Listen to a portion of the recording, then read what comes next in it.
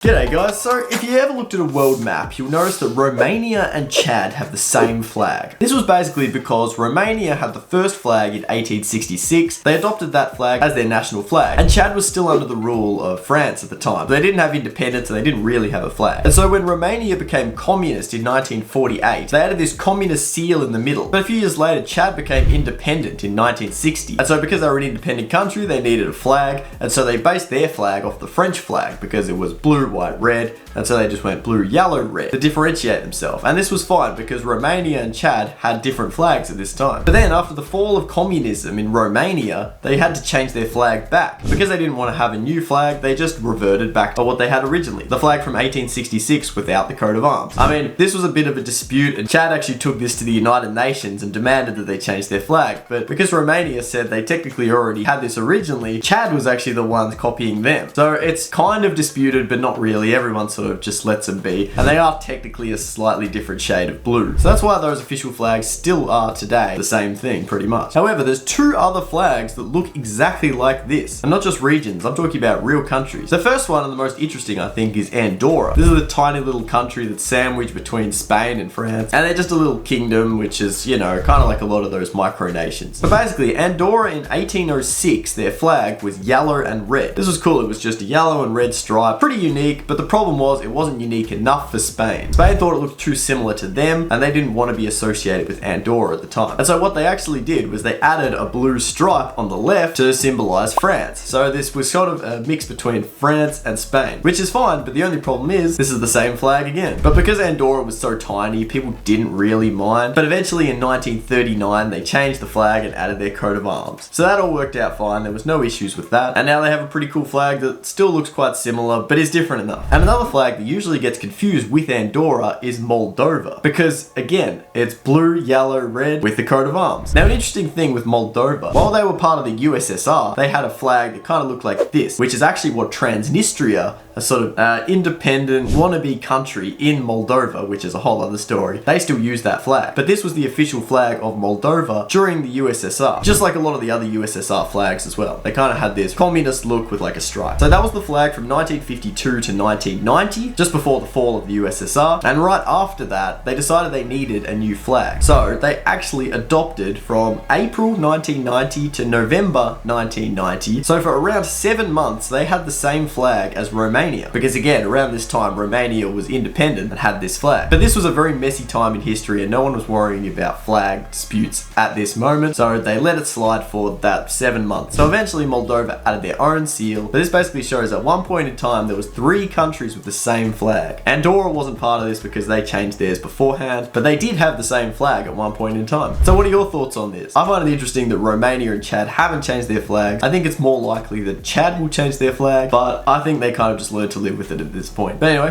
thanks for watching. I'll see you in the next one. Cheers.